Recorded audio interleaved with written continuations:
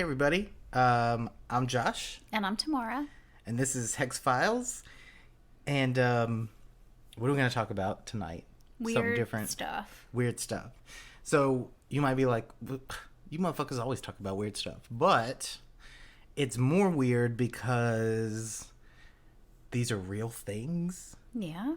I'm not saying Bigfoot's not real. I'm just saying we'll have to go in the story of why we wanted to do this, and then we're going to tell you some weird shit that we thought were weird. It's like Mindblowers, like Morty's Mindblowers, but it's us. Tomorrow's my blowers. But it also is blowing my mind. Yeah. Some of them. Consider it blown. So what were we coming back from? Hiking Yes, at Grandfather Mountain.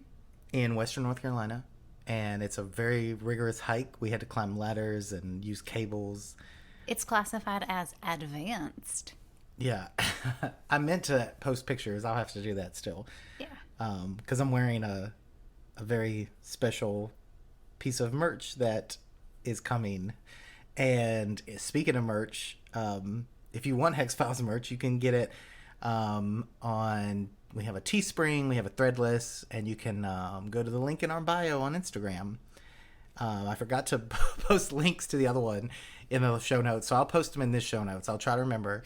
But we've got those. We've got pins that glow in the dark. So we've got an investigation coming up, and we're using those proceeds to help to fund that too. So Big investigation collaboration project. yeah, we're going to go in July to Indiana to investigate an asylum and a Prison.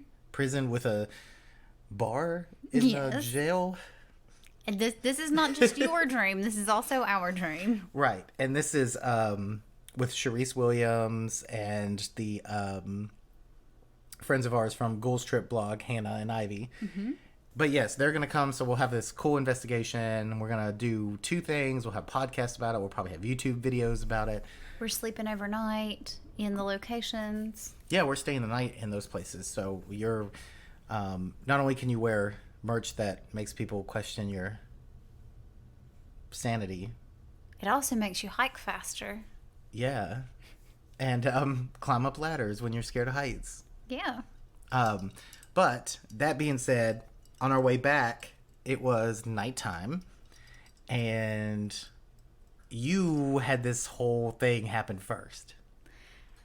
Yeah. So you know how sometimes kind of you see things and there's a little part of your mind that says maybe they're not real, but maybe they are, but you're okay with that, and that's fine because you're used to seeing things that are maybe not real. Is that just me?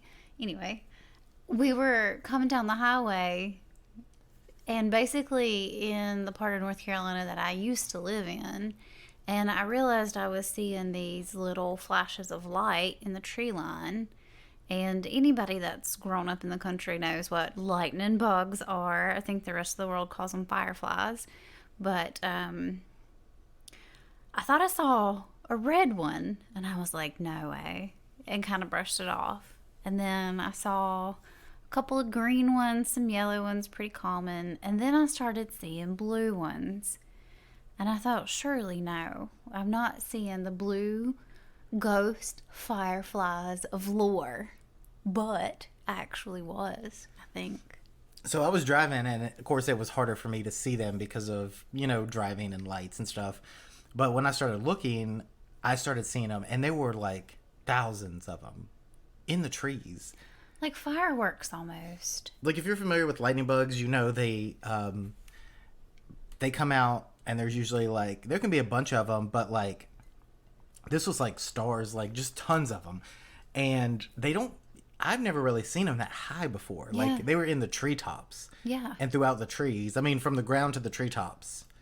From the windows to the walls, these motherfuckers were lighting up. And I was like, I mean, I believe you when you say you saw blue ones, but I'm like, fuck, I'm never gonna see a blue one because they're rare, and we'll get into like, weren't even sure they existed, but they do exist. They do exist. But in a very one spot place. Yeah. So we shouldn't even be seeing them, one, there, and we shouldn't be seeing them, two, up that high. not to give away where we live for like the creepers, but Hey, creepers. it was going down 321 and not far outside of the mountains. Yeah. On your way to like Gastonia and shit. Yeah. So, I mean, people know we live in Charlotte. What the fuck? Yeah. I don't know why I'm trying to be all like... But anyway, if you live around that area, you'll have to let us know if you noticed any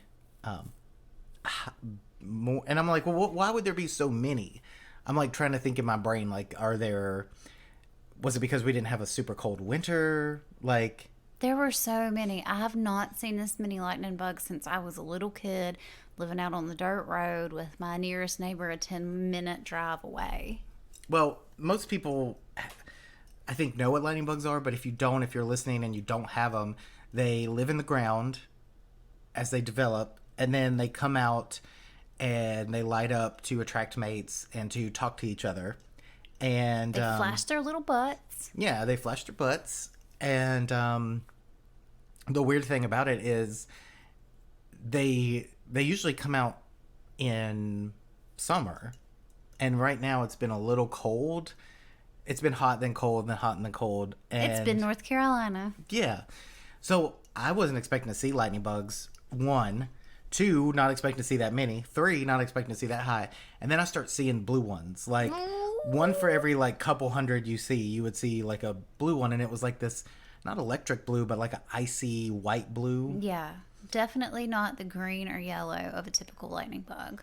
And I've heard tales about them. And some people have said that they don't really exist. So I thought. But apparently they do. They clearly do. But they only exist in one place. And where is that? It's in Western North Carolina. Like right outside of Asheville in a very Yeah. like, I don't even know the square acreage, but they don't exist very, it's not a big spot, right? No. Let's see what the internet says. Let me tell you straight from the Google's mouth. But before we get into this, this is what we did. We looked it up because, you know, we go on those Google kicks where it's like, let's just look it up. We have the world's knowledge, for better or worse, at our fingertips. We have Janet. We just watched The Good Place, so that was but what's funny is like, so we looked up that and then we started talking about weird stuff and was like, that would make a good episode because there's some weird shit that is real that doesn't seem like it should be real and also kind of blew our minds. And so we're going to share some of those things with you, starting with the fireflies that have a name. The blue fireflies? Fireflies? Flower. They're called the rare blue ghost fireflies. Yeah. Y'all, they're blue lightning bugs. Exactly. Yeah. And where does this come from? Where does this article is from discovery.com, a very reputable source, not Romantic Asheville like most of our articles. First of all, you can't tell me that Romantic Asheville does not throw some truth out there. Oh, they do. That's how we found about Bigfoot. Bog Bigfoots? Wasn't that in Romantic Asheville? The rare Appalachian bog habitat Yes. that Bigfoot loves. But what's crazy is Discovery. I have a Discovery Plus subscription, so they can't be wrong. They have to be right. I give them money. Right. Clearly. But this says for just 2 to 4 weeks a year, blue ghost fireflies make an appearance around Asheville, North Carolina. This rare type of firefly only grows during mating season, which begins in late spring or early summer. The color isn't the only unusual quality about these otherworldly insects. While other fireflies flash on and off like a warning light, blue ghosts glow for up to a minute at a time. And apparently they just hover over the ground. But that's not exactly what we saw, because these motherfuckers were popping off. Right. They were up in the trees. Even though we're telling you about blue fireflies, it still doesn't explain why we were seeing blue ones.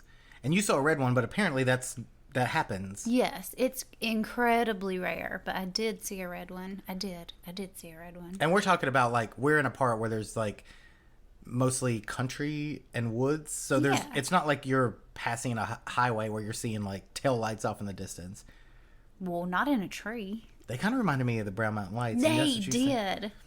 We'll have to go back this year, but... And it was like that mesmerized, like, awestruck, staring out your window with your mouth open like a little kid looking at Christmas lights. We did that for a good part of the trip. Yeah. I mean, I was being responsible, but we were still looking at them motherfuckers. Yeah, we were driving slower. And what's weird is they don't... Basically, what did it say? Like, the female can't fly? Yeah, she just sort of hovers over the ground, just a couple of inches off the ground. But these pictures, you'll have to Google them. They look insane because it looks fake. And when you Google them, it looks photoshopped. Some of them might be. The ones that we saw were not as blue, as indigo blue as the ones on the internet, but they were definitely blue, especially beside the yellow-green ones. Well, the fact is the males stay on, the females stay on, and they all stay near the ground. Yeah. So that's why it looks like the floor is lit with, like, stars. Amazing. In these pictures, yeah. I can't wait to see those. But they do tours, right? Yes. You can book a tour. Of course, they can't guarantee that you'll see them, but... Well, they're expensive tours. Oh, it was like $150. Right, so if you want us to go see the blue fireflies, you have to donate money. Just kidding. Or if you go, can we come too? Well, I'm sure if you know of a spot and you've been, like, let us know. I think I talked about them on Cursed one time. We were talking about them. And apparently there's spots that you can see them. So we'll see. We'll have to go. I mean, but they're only around for, like, what, 3 weeks? Yeah, 2 weeks. Their season is really, really short. So we started talking about bioluminescent and talking about how weird it was that they glow. It's like a chemical reaction or something. Yeah, and I found out that I was a monster for having learned to smear their little glowing bodies onto your shirt and skin because they continue to glow even after you smear them. And kill them. Yeah. But that brought me back to thinking about this crazy thing I came across when we were talking. It was a Hex-Files. When we were talking about something glowing, right? Yeah. And somehow we got into the fact, I happened to glance by something. Maybe it was the pterodactyl episode. I don't know. This is a good time for you to go back and listen to all the Hex-Files and tell us which one. But it was, I mentioned this luminescent owls, which is weird to me because I don't know. I never actually looked it up, but in the episode I said, I'll have to look into that and we'll have to talk about it. And I never did. Yeah. Well, guess what? Like so many things. So then I'm trying to figure out, do owls glow?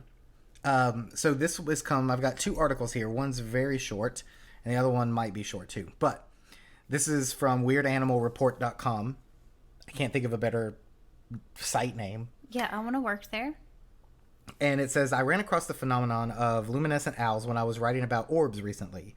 I had never heard of glowing owls. I live in the woods and there are a lot of owls here. Period. I've heard the calls of 5 different species and had the pants scared off of me by a barn owl once. Because barn owls sound like a woman screaming. Yes, a murderous scream.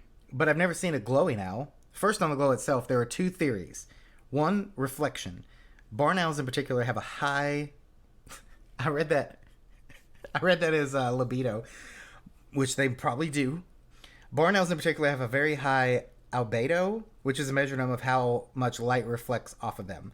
And it's true. On even a partly moonlit night, a barn owl can reflect a lot of moonlight at the right angle. And these look like grays. Shout out to Erica at Nightgeist, who loves grays. They're her favorite. E.T. is her best. Yeah. Also, if you're walking across the road to get your mail from the mailbox in the dark, take it from me, a barn owl can very effectively flash in the moonlight right in front of you. And then theory number 2, fungus. There are several species of bioluminescent fungus in single-celled organisms.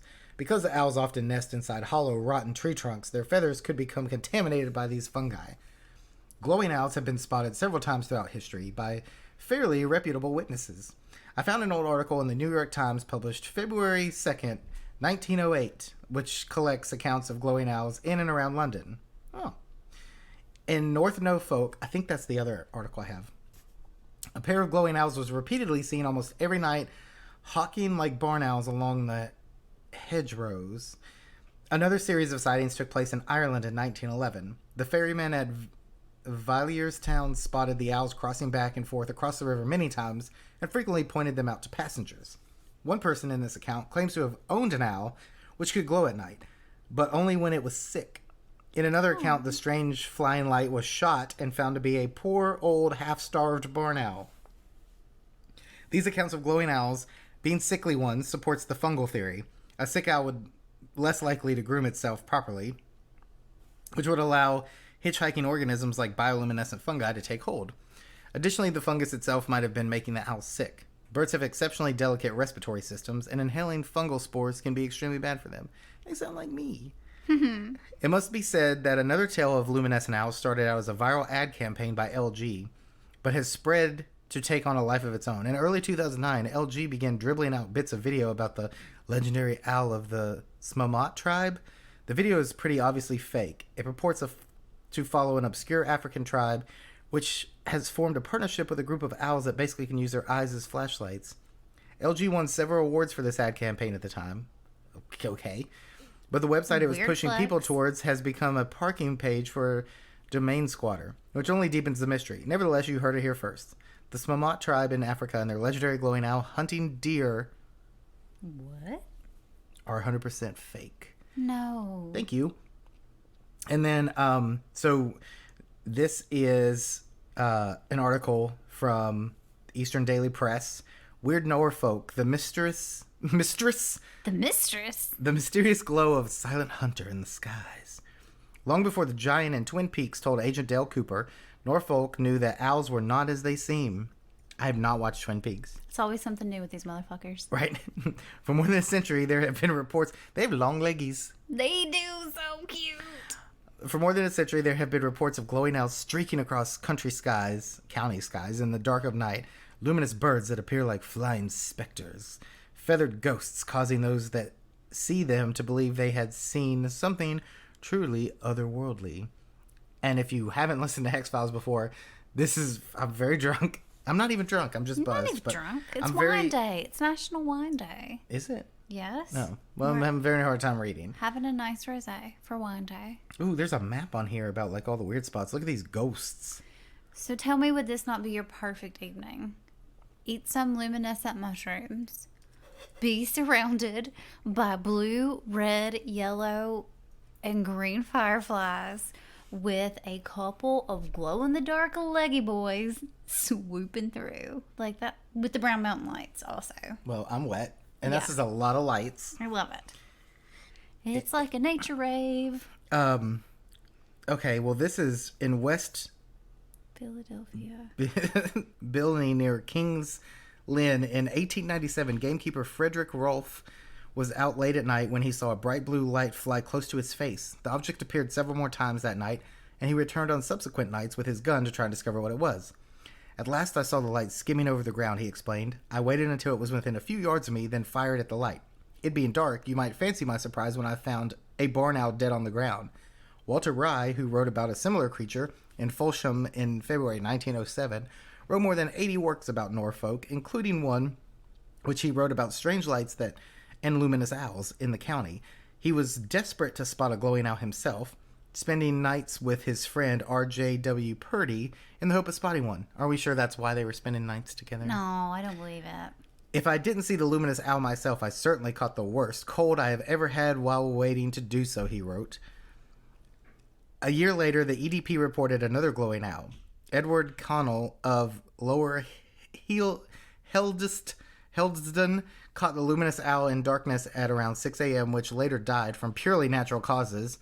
Minutes later, sus. I saw something shining on the grass bank, which for the moment startled me, said Mr. Connell. It fluttered down across the path and got up against the grapevine.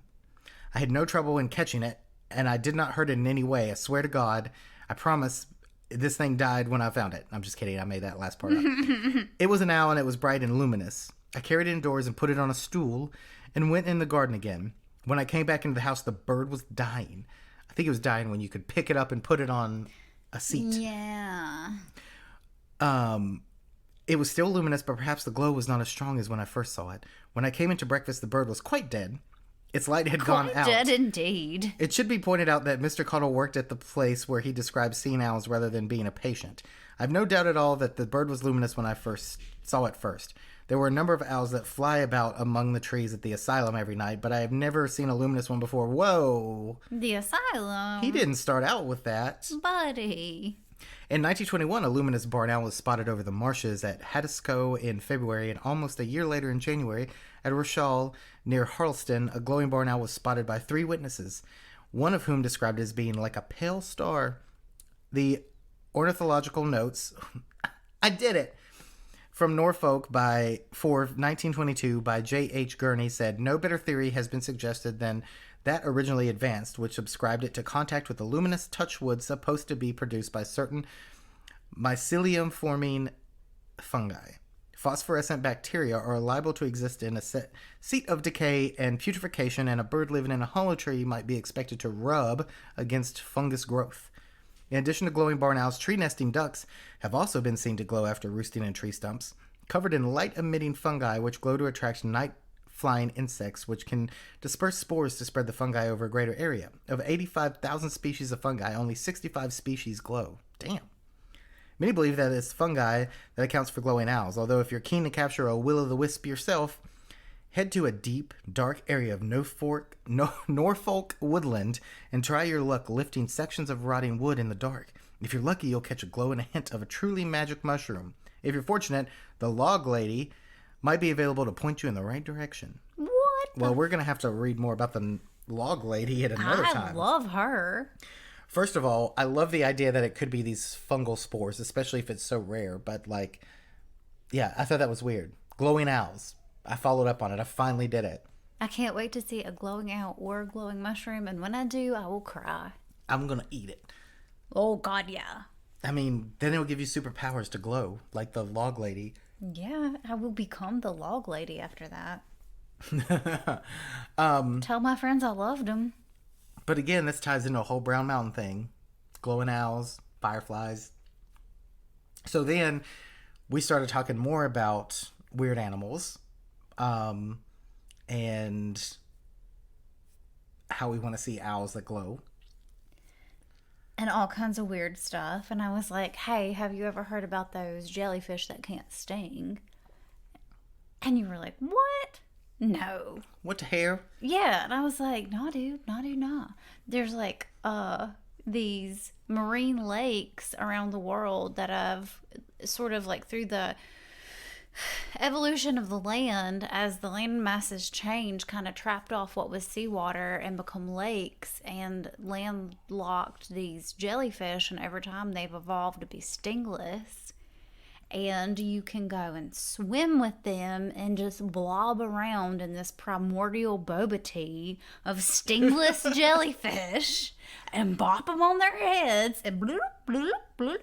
Yeah, my whole thing of like, the only reason I didn't want to swim with a bunch of jellyfish is because they sting. But now that I know they're stingless, I would love, me being someone who just absolutely loves the feeling of something brush up on their leg in the ocean.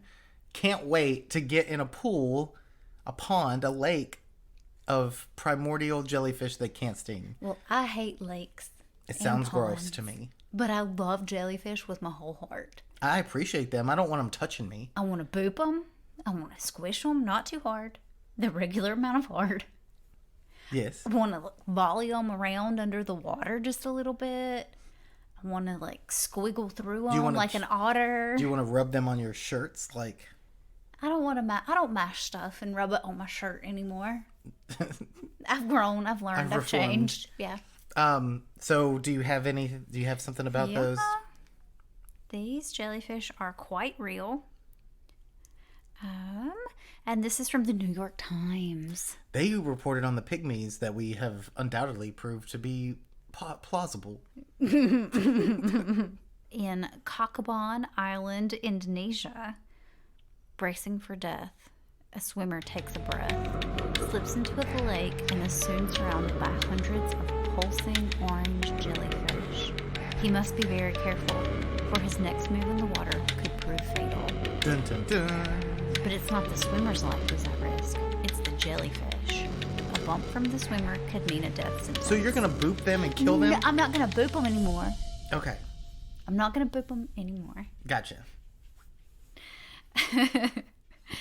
In a rare marine lake on a hatchet-shaped atoll in Indonesia, 4 species of jellyfish have evolved in isolation and lost their ability to sting humans.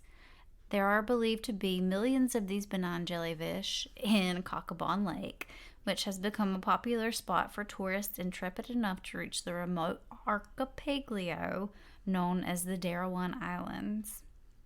It's a fragile ecosystem, and these animals are vulnerable to both climate change and the growing number of visitors who casually invade their space. I would like to retract my previous statement of all of my statements. And why do we have to, like, these people that are like, oh, it's a fragile ecosystem. I want to swim in here.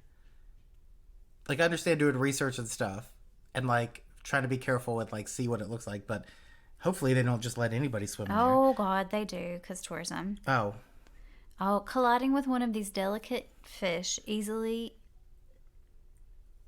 injured jellyfish can spell its doom, as a wounded jelly is far more susceptible to being nibbled to death by the small fish also inhabiting the lake.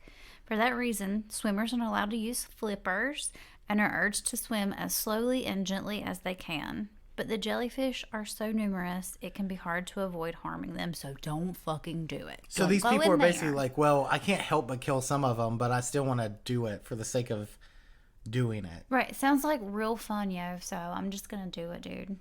I hope they evolve soon to be stinging. I would like to donate to their stinger fund. Right. Can you kill these people? I can. Not actually. you personally. Oh, no. As more tourists arrive, the dangers to the jellyfish are escalating. Gross. At times, the wooden dock at Cockabon Lake gets so crowded with divers in their black wetsuits that they resemble sea lions basking in the sun at San Francisco's Pier 39. I hate them. Right. I hope they get salmonella. Leave them the fuck alone. Like, yeah. Go swim in the normal ocean toe-to-toe with a man of war. Right. If you want to see jellyfish so bad, go to the aquarium or just go to the ocean. Like, you suck. You don't deserve this.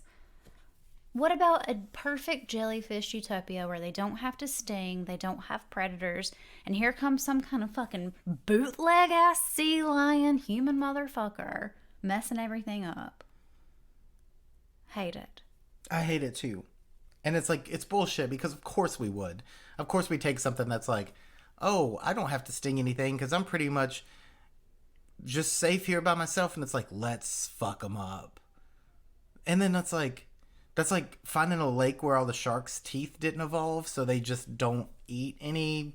They don't have sharpie teeth things. Yeah, they're chomp chomp. Yeah, and then people are like, let's swim with all these sharks. But also, if you accidentally touch them, they die. And they're like, worth it. Ride a shark! Why don't you swim with real sharks, you bitch? Hate it. If you want to fuck them up. Okay, well, but then, so some jellyfish glow as under UV, and some glow anyway. But when you're talking about glowing things, we got into, because time permits, we got into, I was telling you about glowworms. Ew. It's only going downhill from here with gross stuff. But, so there's glowworms, and we were talking about how they look like in the caves. And these look similar to the blue fireflies in pictures. It doesn't look real. It looks like the fucking spas. Yeah, we really have to stop talking about night guys. They're gonna like want to network with us or something. You're gonna think we have a crush on them, right? We do, but not as much as like they like aliens. Oh yeah, they're never gonna love us that much. And so these glowworms, like what they do, and I'll read an article because I'm going to fuck it up, but I was trying to explain it to you, and they like secrete strings, right? Or are they the strings? They're icky slime. This is from culturetrip.com, and these are the most spectacular glowworm caves in the world. Glowworms, typically found in New Zealand and Australia, cover cave ceilings and undisturbed woodland areas where they hunt for prey using their alluring blue glow and long thread of sticky web. As they fish for food, glowworms create an astonishing sea of starry lights. Below are the top 10 glowworm caves, forests, and grottos you don't want to miss. Want to go into. Right. And then it talks about them. But basically, we were talking about these worms because you don't like worms. I think worms are fine as long as they don't touch me or look at me. Um, and like, it kind of looks like, let's see. I was trying to read more about it. That looks like, that's not the same glowworm. That looks like It's like a million tiny stalactites of slimy, goozy ooh dripping down off the ceiling, but it glows. yeah, because they put like these little lights on their webs, or they like hang from them. I don't know what they do, but they're fucking weird and they're gross. But cool. And I'm trying to find. And it makes me feel very betrayed about my glowworm toy that I had as a child because I thought it was my friend. Oh yeah, I remember that, the little squishy boy. Yeah. So this is from thenewscientist.com.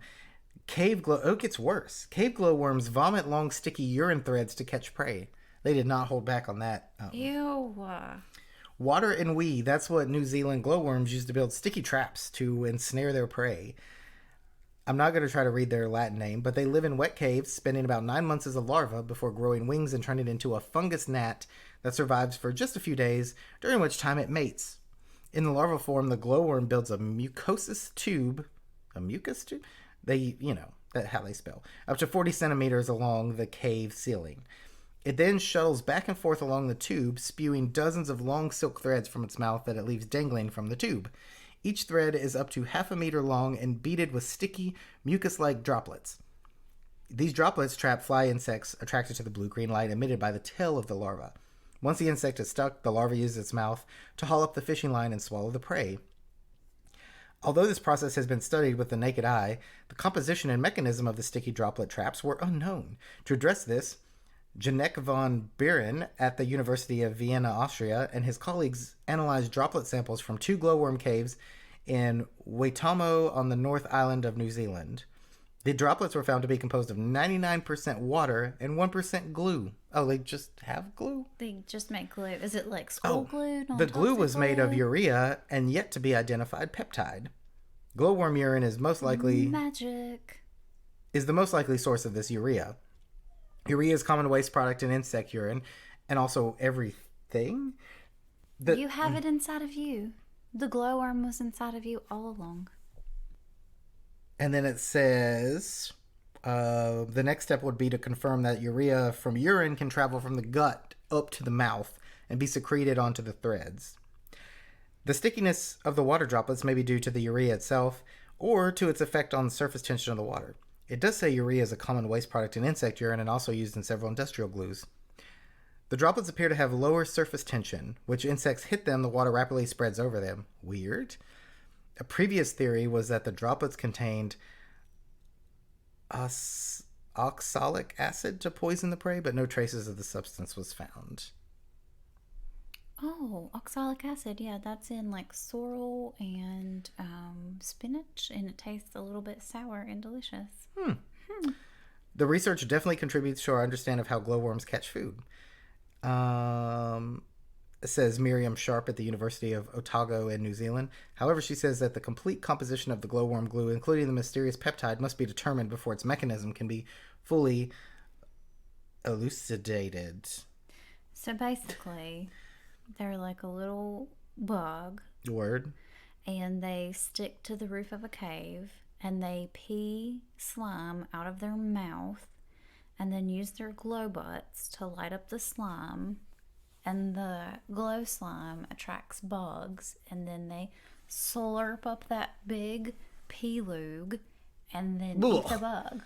Ew, yeah, when you say it like that, it sounds gross. Yeah, they are gross. But it's like, just look at pictures, and then you're like, oh, wow, that's so beautiful. But it's worm piss and mucus hanging down from this cave. And now I have a new nightmare. But my thing is, like, I know that I don't understand evolution to its fullest point. I mean, I accept it. I'm not stupid. But just the fact that these things are like, how do we better catch things flying around in the dark? Oh, we need lights. How do we get those lights? Well, I'm going to learn how to light up. Okay, that's cool. Now we're lighting up.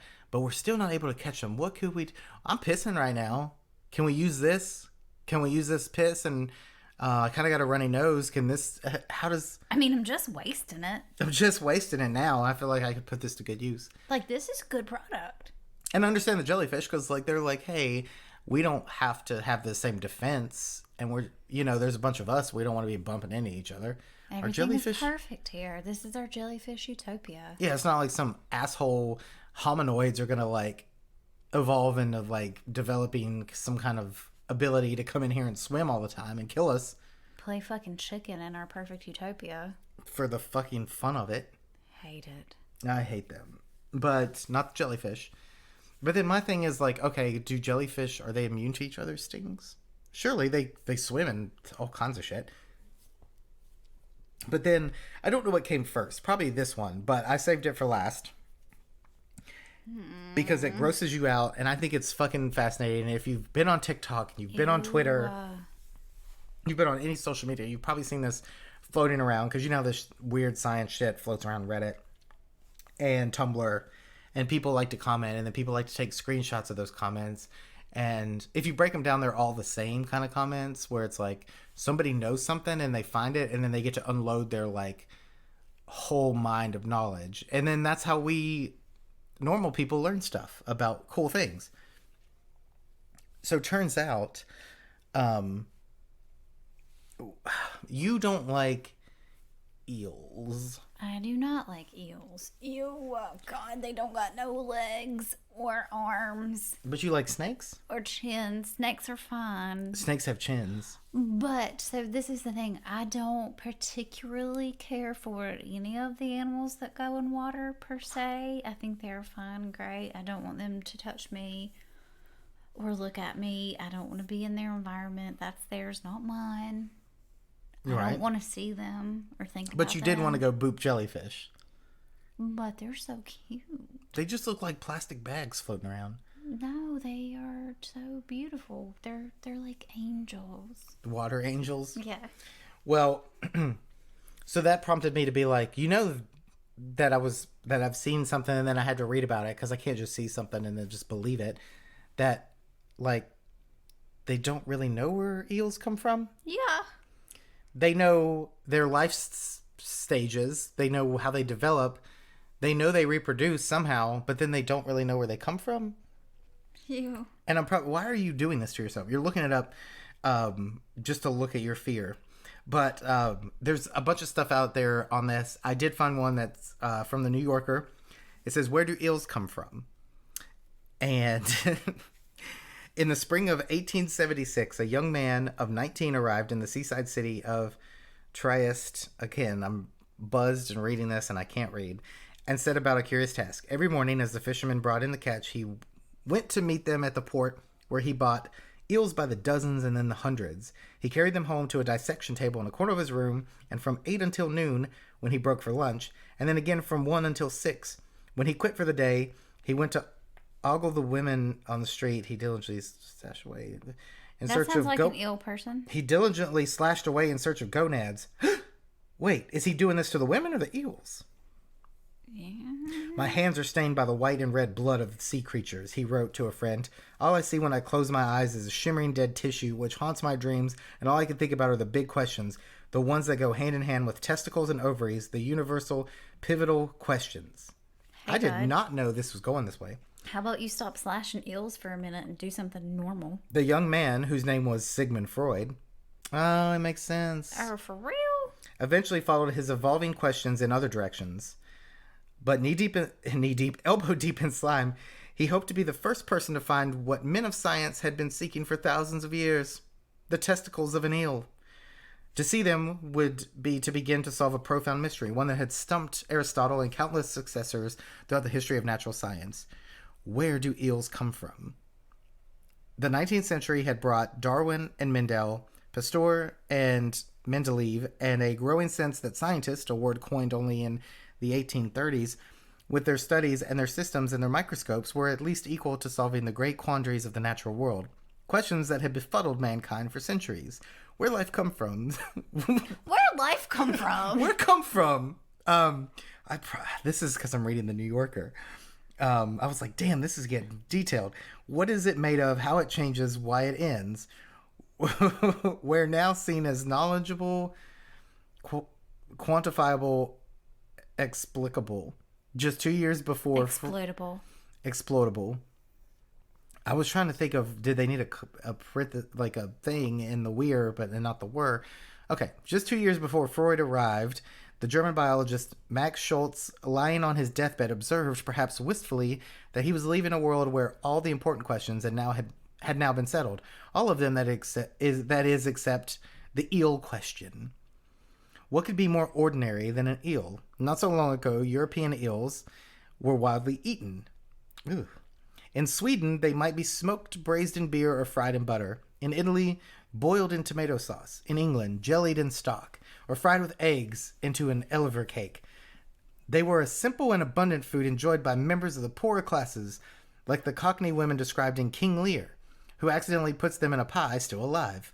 People caught eels in brooks, rivers, lakes, the sea. They also caught them inexplicably in ponds that dried out and refilled each year, and that had no access to other bodies of water. They couldn't help but notice that the creature seemed to have no ovaries, no testicles, no eggs, no milt. Yeah, I was wondering where their milt was. I'm very thankful for all of those people that ate all of those eels that are no longer present. That they were never observed to mate, that they sometimes seemed to issue from the earth itself, which is flat, by the way. Eels were unaccountable, and so writes the Swedish journalist Patrick Svensson in the Book of Eels. Ooh, there's a Book of Eels. God damn it. An unusual and beguiling guide to an unusual and beguiling animal. It fell to us to try our best to account for them. The ancient Egyptians believed that eels were produced by the sun warming the Nile. Aristotle decided that eels emerged spontaneously from mud and rainwater. Pliny the Elder thought that new eels developed when old eel rubbed away parts of their bodies on rocks. Makes sense. As late as the 1860s, a Scottish author espoused an old belief that they began their lives as beetles. Some believed eels were born of sea foam, Svensson writes, or created when the rays of sun fell on a certain kind of dew that covered lake shores and riverbanks in the spring. Is this romantic actual?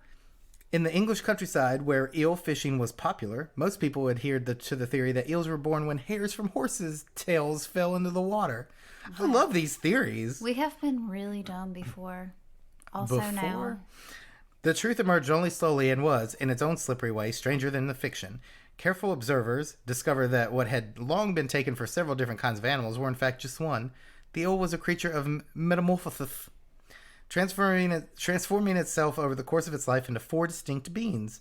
A tiny gossamer larva with huge eyes, floating toward Europe in the open sea, a shimmering glass eel known as an elver, a few inches in length with visible insides, making its way along coasts and up rivers, a yellow-brown eel, the kind you might catch in ponds, which can move across dry land, habitate in mud until you've forgotten it was ever there, and live quietly for half a century in a single place.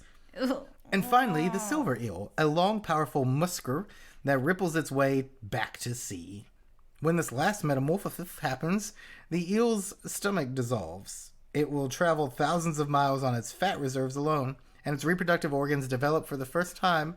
In the eels of Europe, no one could find those organs because they did not yet exist. But, even as these answers were arrived at, the eel question, as it's widely known, proved to be as challengeable as the eel.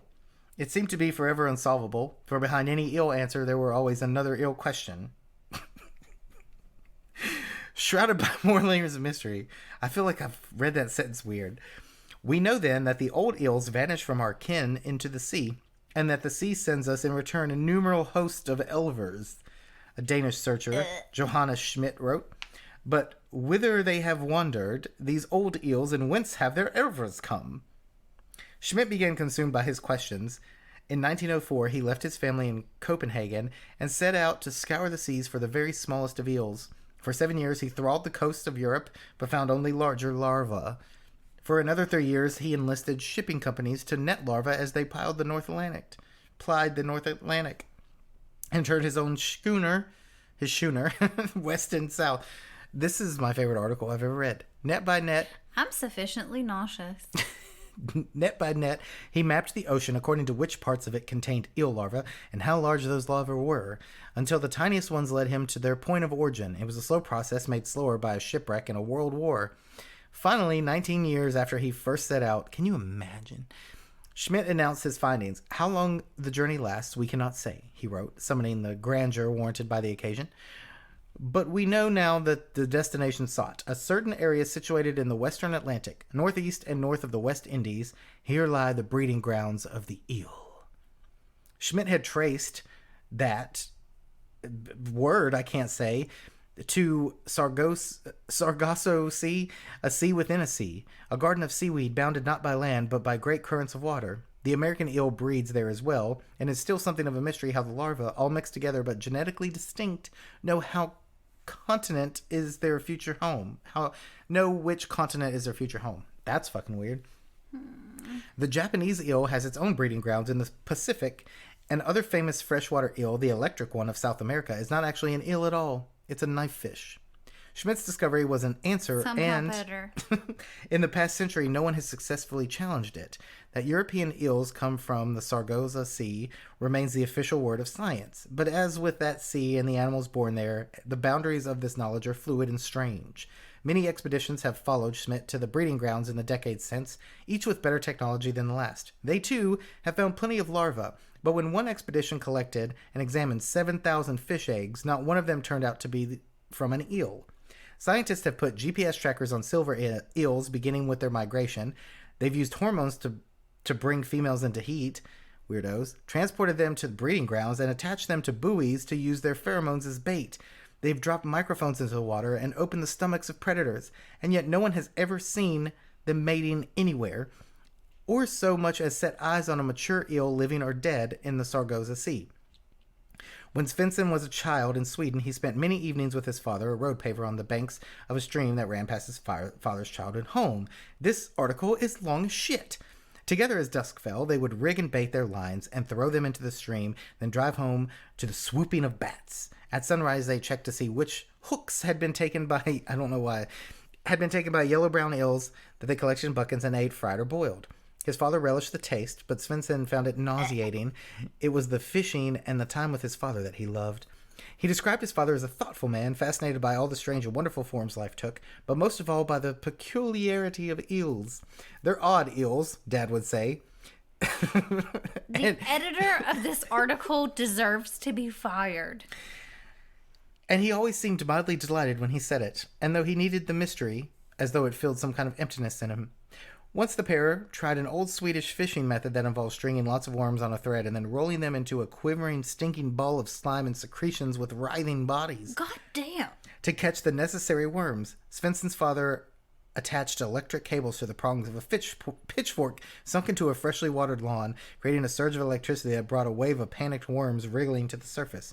With the worm ball, they would catch eel after eel, more than they'd ever caught before, like pulling carrots out of a vegetable patch. But they didn't do it again. There was no struggle in it, no mystery or chance or... I love how they're worms and eels, and you hate both of these things. It didn't tally with what we wanted I'm almost dead. the eel to be. Maybe we'd gotten too close to it. Svensson's book, like its subject, is a strange beast, a creature of metamorphosis, a shapeshifter that moves along the realms. It is a book of natural history and a memoir about a son and his father. It also has an exploration of literature and religion and custom and what it means to live in a world full of questions that we can't always answer. Svensson writes on page 1 that the eel eludes the usual measure of the world, and as the book progresses, he begins to see other things as similarly elusive. He has seen eels that appear to be dead but are not, and eels that are really dead, chopped up and fried in butter, but still move as they were alive. To the eel, death seemed relative, he writes. He has learned that the timing of the eel's final transformation, the one that brings it to both its own death and the birth of the next generation, seems to be unrelated to time itself. Eels might feel the pull to return to the sea after 8 years inland, or nearly 60, or never, remaining behind in sort of suspended animation. The eels that travel together across the ocean might be the same stage of life, yet decades apart in age. Svensson is captivated by the implication of this. You have to ask yourself, how does a creature like that perceive time, he wonders. Have you seen The Time Knife? Svensson's grandmother was a believer in both God and gnomes. His father was not a believer, And neither is Svensson. Their skepticism faltered only where the eel was concerned. When his grandmother was dying, she told Svensson, "I will always be with you," and he immediately trusted her. I didn't need to believe in God to believe that. Eventually, Svensson's father became sick with cancer, likely a result of his years paving roads, breathing in the steam of asphalt.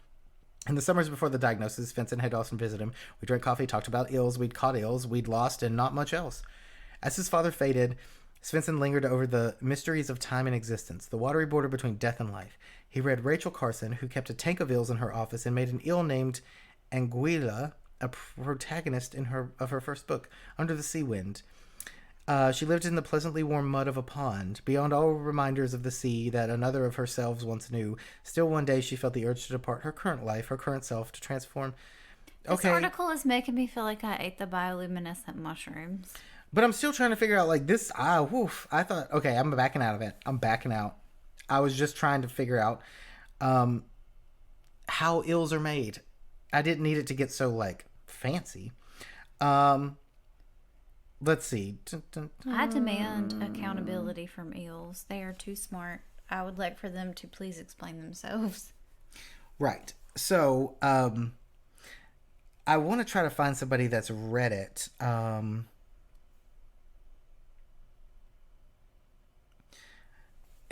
So, like, when Reddit, you talk about, like, there's no one that's been able to track an eel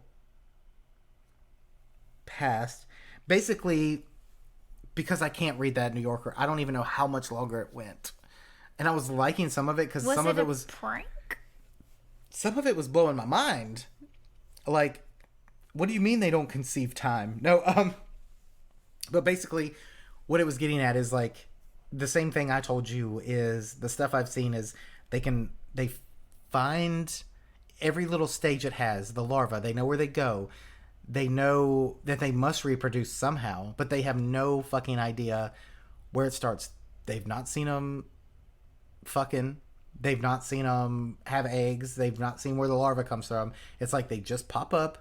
But I think it's weird that they come from, like, and that's another thing that I saw earlier when I was researching it, kind of, was that eels here, like American eels, they still, like, migrate all the way to this point, and then they come back.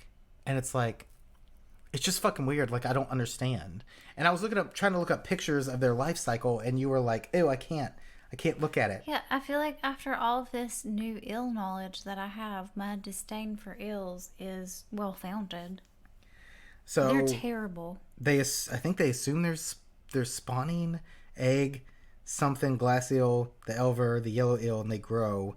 And it kind of it makes me think of, and maybe I couldn't find that they discovered it. All of that can stay the hell away from me. I couldn't figure out or find where they had discovered that they had eggs. No, they don't have eggs. That's the eel question. The eel question. Which will probably never get answered. The question of life might get answered before the eel question. That's so weird. Yeah. Eels are fucking weird. 0 of 10. And I was reading that and, like, trying to stumble through it with a buzz. Hopefully it made sense. Hopefully it was entertaining. Hopefully it gained some knowledge. Look up eels yourself. Look up that New Yorker article. Finish it if you want. I'm going to have to finish it. Also, stay away from eels and forget they exist because it's not worth it. Right. Do you need to read the Book of Eels? I do fucking not. Isn't that in the Bible? Is that, like, right after Revelation? It must be. It was like the director's cut. Ew. But with the eels, it made me think of the newt we saw. Oh, One time we were hiking. That was our friend. And you almost stepped on it and something pushed you back. Yeah. But it was like the newt, and it was bright orange, and that was its, like, adolescent stage, and even then it was probably like 7 to 13 years old. Yep. And then it doesn't even fully mature till it's like 20. I don't fucking know. And I almost stepped on it, and then I had a weird stagger out of nowhere and looked down, and there was a bright orange newt.